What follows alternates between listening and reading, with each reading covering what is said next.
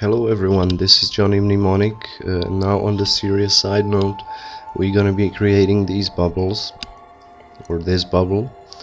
As you can see, it looks awesome, and it took me 3 seconds to do, okay, so maybe not.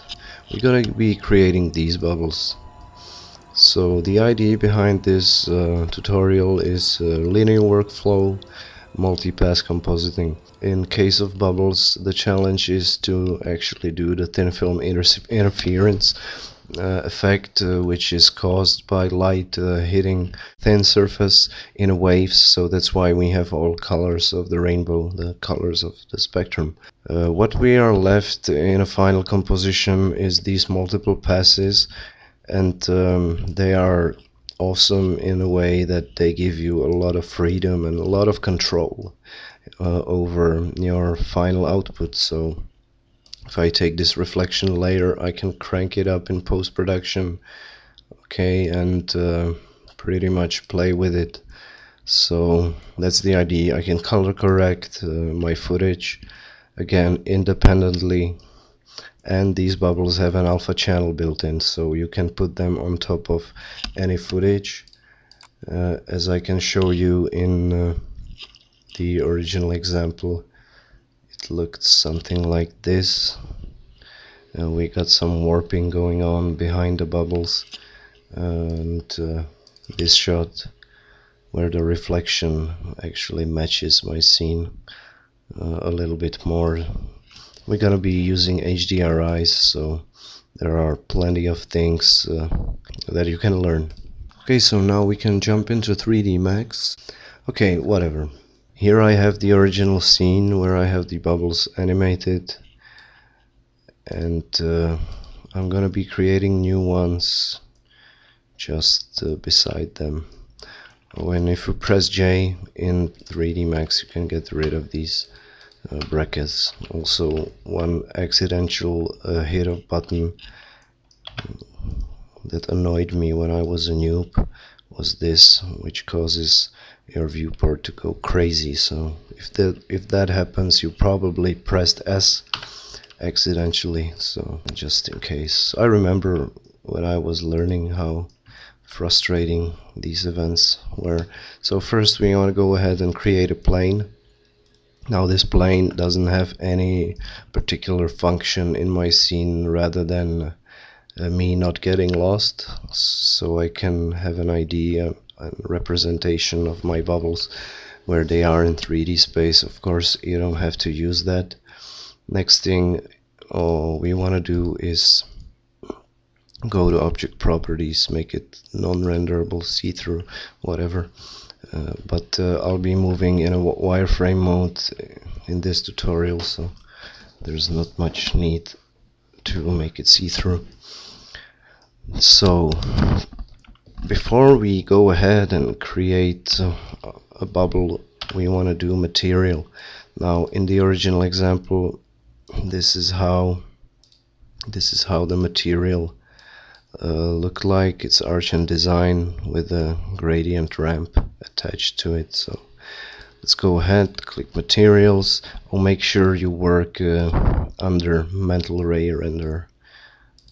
Okay, first, so if you're new to 3D Max, so go ahead and go to Arch and Design Material. Now this tutorial doesn't require any third-party plugins, so and you don't have to pay for V-Ray or something like that.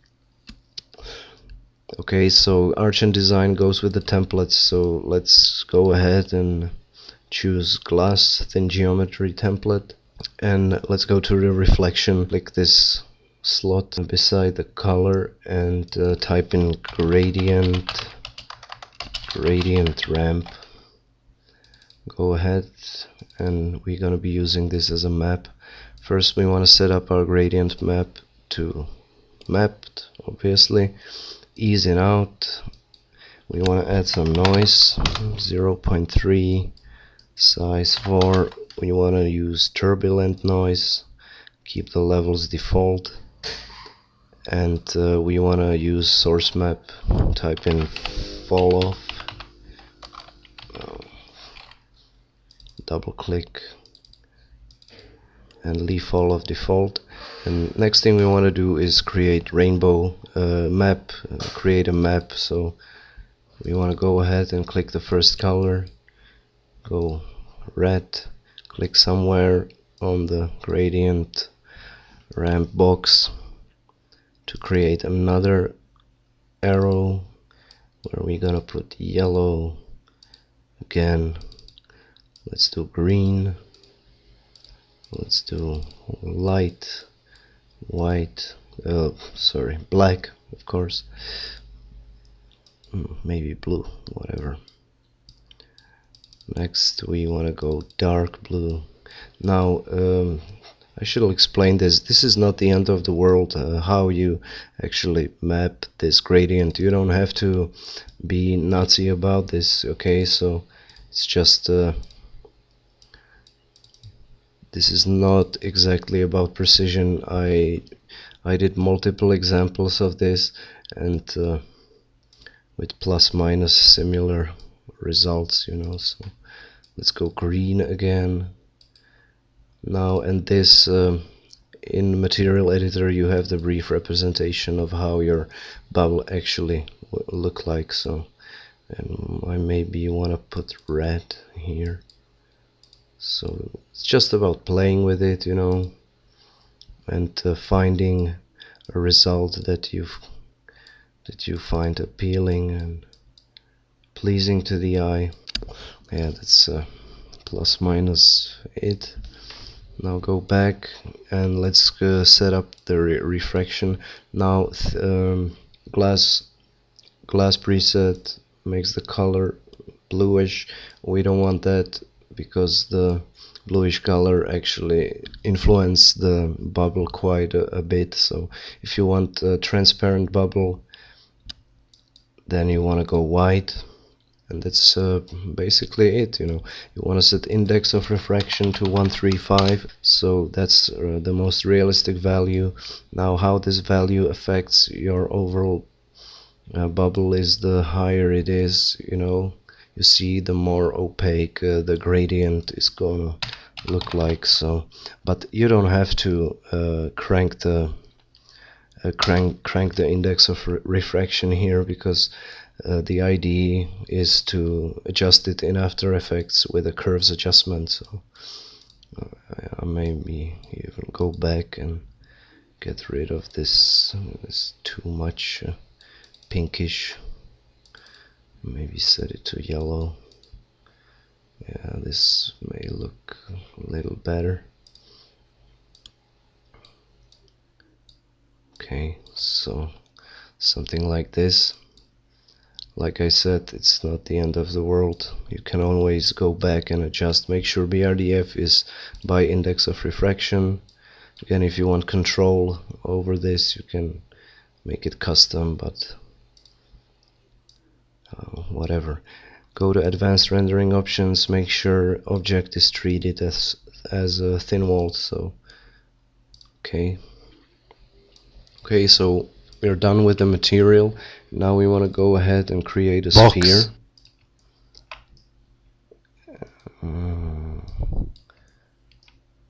Okay, so we can put the material onto this sphere.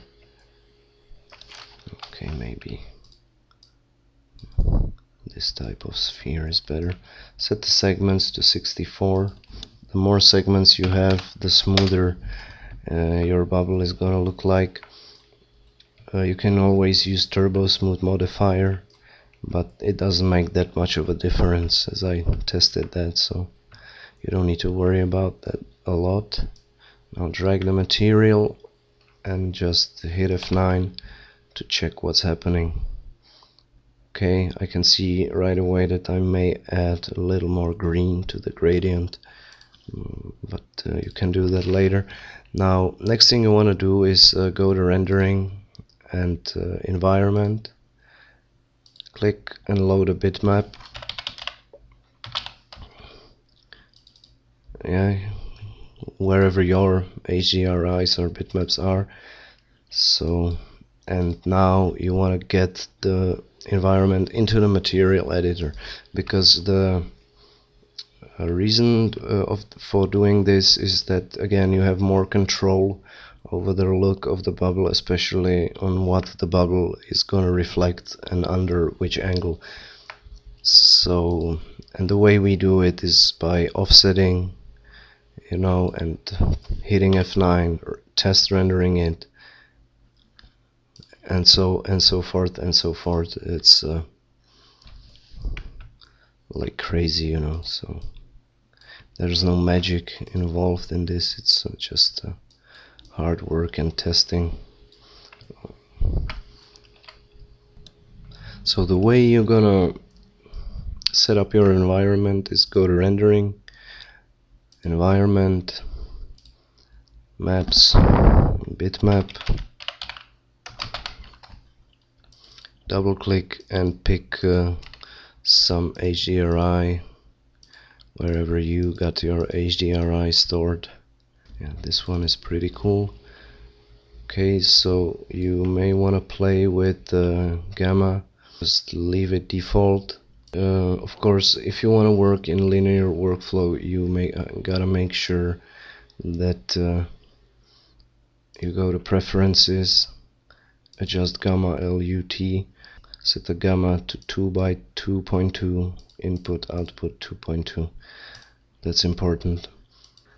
So next thing you gotta do is go to material editor, get material, and if you scroll down you find your environment in scene materials, so you double click and there you go, you have your environment in material editor where you can play with it, you know, and offset and so forth.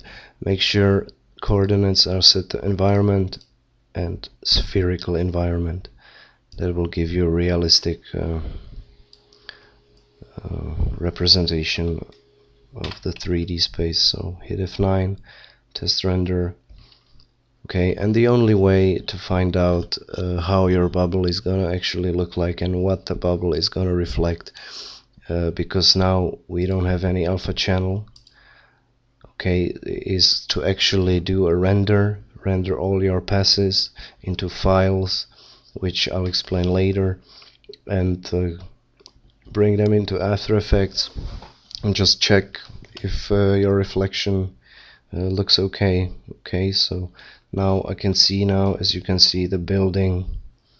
So this is how the reflection would look like, and the bubble in this case, because it's projected against these trees, would come out darker. So in this case I want to offset it a little more, maybe try this position, go back and offset it in this direction, because I plan on compositing my bubble against the sky. So yeah, so we're pretty much getting there.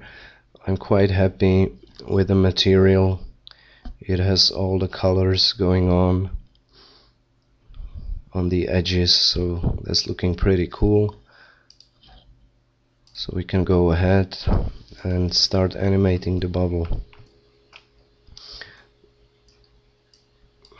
So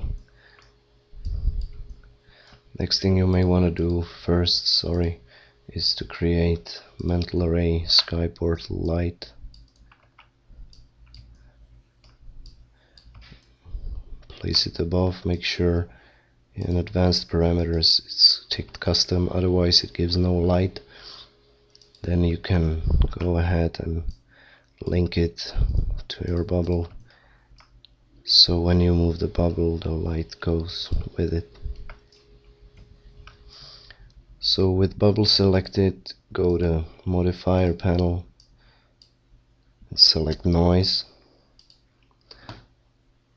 auto key, and now you want to animate the noise. Set the scale to value around 150. The higher the value is, the smoother your noise strength adjustment is going to be. So let's start with 650, and now that's a little too much. Okay, so we want to go ahead and set the scale a little higher. Okay, and that way the bubble starts to get blobby. So and drag the time slider, animate the scale, maybe set it a little lower, go into negative value, and again, yeah, this is up to you. Do it until you're satisfied. I'm just running this a little quicker. So okay, so we got our bubble animated. If you got your shot that requires motion tracking, you do motion tracking, export your camera into 3D Max. For this purpose, create camera from view, Control C. Now we got the camera. Make sure you didn't have auto key selected. Go to perspective, and our bubble is now flying at the camera. We can make it even go past the camera. Now, the way I did one bubble in the original example to give me more control over the blobbiness or the shape of the bubble, I went ahead and put FFD 3x3x3 modifier, click the control points. With auto key selected, you can pretty much go wild and do shape, yeah, animate the shape. So that's pretty much it. There's nothing more to it. So hit F9, check how your bubble is gonna look like, just briefly.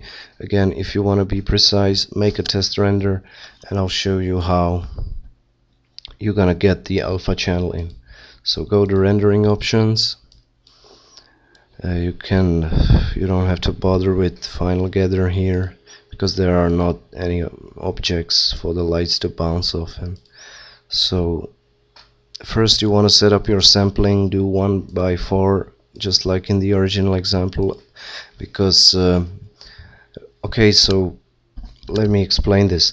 The more samples you're gonna set, the higher the quality of the picture, and the less flickering there would be, and smoother the edges are gonna be. But even on my i7 4 gigs computer, 4x16 sampling makes one frame rendering around 6 or 7 minutes. So that's just not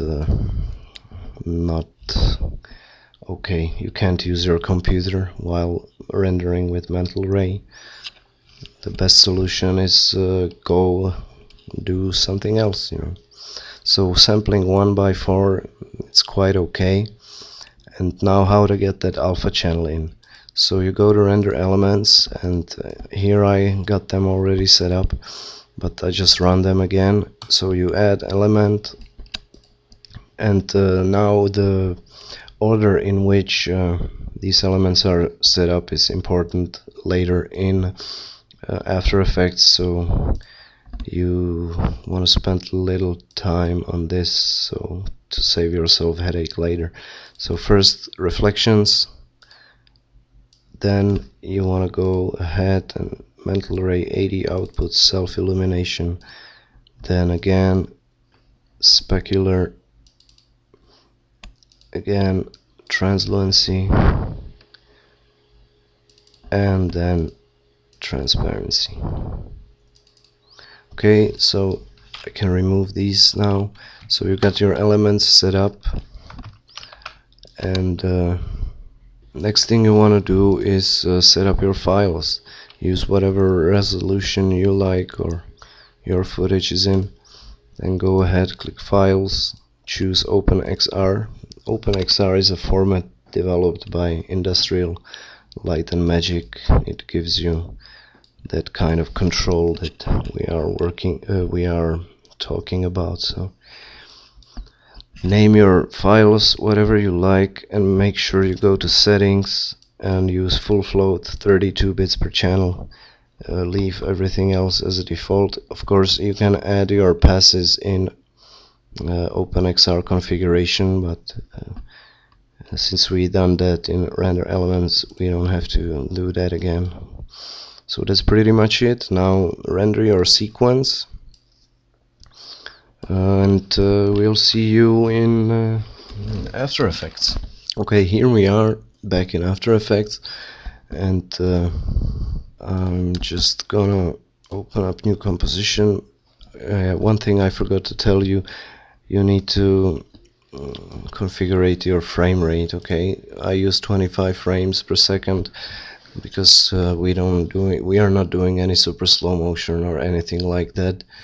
The more frames per second you use, the longer uh, it takes to render. So 25 is just fine, but you need to make sure you are working consistent, nothing screws up. So open up composition, make sure you got the same frame rate. Now you want to import your files. Now again, best way is to import them in the order in which you render them. So go ahead and import reflections, interpret footage. Do this immediately. After Effects by default interpret sequences 30 fps, so you want to go ahead and then, okay, I remove these just to show you. Then import file, and you need to go, because you end up with quite a bunch of files, and again, the only thing you use is the passes, because Max also renders this this one pass, which includes all of them, so you don't need to worry about this one. You don't have to import it at all. So reflections, then self-illumination, again, interpret footage main 25, import, then you need to drag and find your next pass, in this case specular, again interpret footage main 25,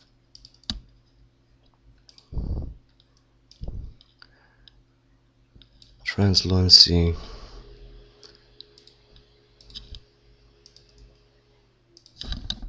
25, and transparency, which will be hard to find. We got it's the same number of letters.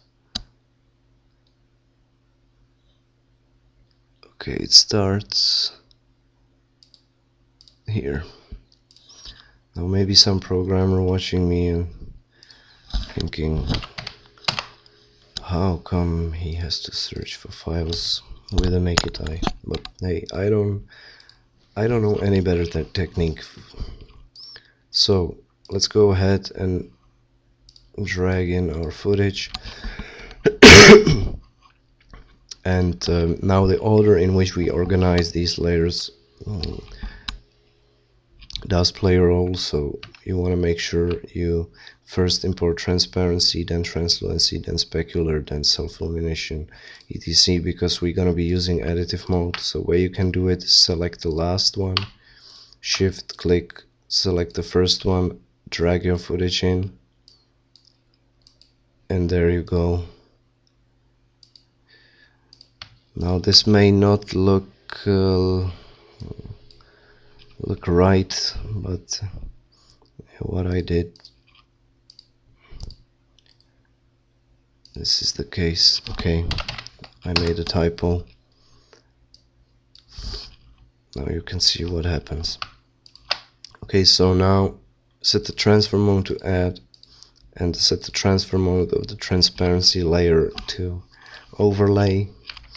Now this may not look right, but reason I'm using this pass as well is it creates, if you use it properly, it means overlay transfer mode, and just with a slight opacity it creates something interesting, some sort of ambient occlusion or self-shading.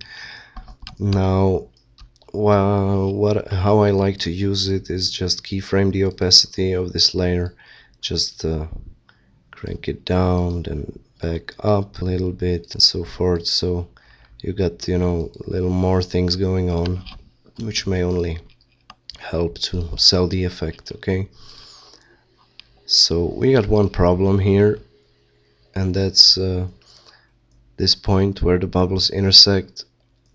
Now the problem is that this transparency layer, that's not actual transparency, that's the reflection in 3D Max. Okay, you can see that that's the HDRI reflection. So, but the information about the intersection of these bubbles is stored within this layer. So one solution I used in the original example was that I created a mask, duplicated the layer, created a mask where they intersect, animated the mask, and there you go. You got your intersection properly. Okay, so you just masked this out, feather the mask a touch, and animate the mask. Now, what can you do with this transparency layer as well is that you can take it and draw a mask so that you can work with each group of the bubbles separately. So what I did in the original example, I took the transparency layer, draw a mask. Now what I did in the original example, I took the transparency layer, drew a mask, additive mask, duplicated the layer, hit M, set the second mask to subtract, and now I'm off with the ability of setting the transparency layer separately. Yeah, controlling each group of the bubbles separately. So again, I keyframed the opacity, as you can see, animated it, so it creates some little more randomness. And the last thing you want to do is to create this warping of the picture behind the bubbles. Now the way you can do that is go ahead and create a new adjustment layer, drag it on top of your footage. Yeah, and I may need to mention again that you can color correct your footage, you know, separately with this technique. So, and of course, like I mentioned before, you can work with the especially the reflections pass, which is the most important one. That's where the thin film interference is. So you can go to green or red channel and you can crank this up or down. Okay, so you will be left off with a different effect. Okay, I was going to very subtle effect in the original example, so but hey, that's up to you. Okay, so now the warping. So the way I did that, I took this adjustment layer, I took a wave warp effect, drag it in. Don't forget to pin all edges first. Set the height to maybe 4, width to 60, so it's again a little more subtle. And what I did in the original example, I drew a masks within each bubble and animated the mask, all the masks as the animation progresses, so that way the warping is actually only behind these bubbles. So, and again, you want to keyframe it just, I don't know, every 20 frames or every second one keyframe, so you don't have to be precise here, not at all. Okay, so let me switch it off for a while now, and I don't think I need to tell you how to draw a mask, okay, and how to animate it. But in case you are new here, you are new to motion graphics and you are here, then you hit M, mask path, and by adjusting the points of the mask, click away, click, you adjust the mask path. If you want to move the whole mask, you double click on one of the points, and okay, and if you want to return to the single points mode, you just click away and then click again the layer, and drag one of the points. Okay, so this is I think this is pretty much it. One more thing you can do is create a solid and do optical flares effect. You can go wild there, it depends on you. And that's pretty much it. So you just created a nice CG bubble without any third-party plugins. Congratulations, and stay tuned for more tutorials and kick-ass videos. Bye.